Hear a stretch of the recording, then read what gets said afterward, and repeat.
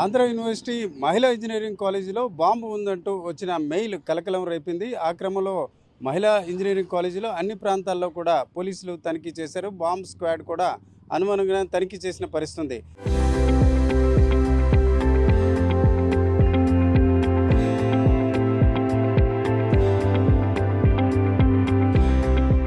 అయితే ఏమాత్రం కూడా అలాంటి ఆనవాళ్ళు లేవు.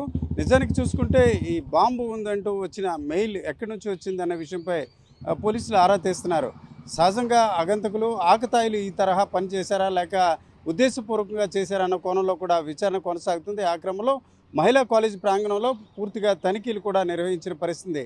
అయితే ఒకవైపు ఐఎఫ్ఆర్ జరుగుతున్న దశలో ఈ రకంగా బాంబు బెదిరింపులు రావడం కొంత కలకలం రేపుతున్న పరిస్థితి. ఈరోజు చూసుకుంటే విశాఖలోని ఆంధ్ర యూనివర్సిటీ మాత్రమే కాకుండా నిన్న అర్ధరాత్రి దాటిన తర్వాత తాడ్చిలపాలెం రైల్వే న్యూ కాలనీలో కూడా ఒక బాంబు ఉందంటూ కూడా కొంత వదంతులు రావడంతో పెద్ద ఎత్తున పోలీసులు మోహరించారు. అట్లాగే అక్కడ బాంబు స్క్వాడ్ కూడా తనిఖీలు నిర్వహించారు. చివరికి అది ఒక స్కూల్ బ్యాగ్లో ఒక టాయ్ వెలుగుతున్నట్టు గుర్తించడంతో పోలీసులు ఊపిరి పీల్చుకున్నారు.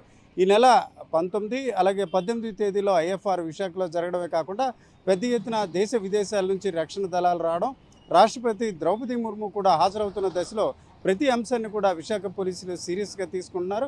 ఆ క్రమంలో ఆంధ్ర యూనివర్సిటీలో బాంబు ఉందంటూ వచ్చిన మెయిల్ విషయంలో కూడా సీరియస్గా పరిగణించడమే కాకుండా ఆ మెయిల్ ఎక్కడి నుంచి వచ్చింది అన్న విషయం కూడా పోలీసులు ఆరా తీస్తున్నారు. ఈ రకంగా విశాఖలో నిన్న రాత్రి అలాగే ఈరోజు ఉదయం కూడా బాంబు ఉందంటూ వచ్చిన మెయిల్ అలాగే పుకార్లపై పోలీసులు అప్రమత్తం అవడం మనకు కనిపిస్తుంది. కెమెరా పర్సన్ తిరుపతితో రామచంద్ర, ఆర్టీవీ, ఆంధ్ర యూనివర్సిటీ నుంచి. చరిత్ర సృష్టించినోడు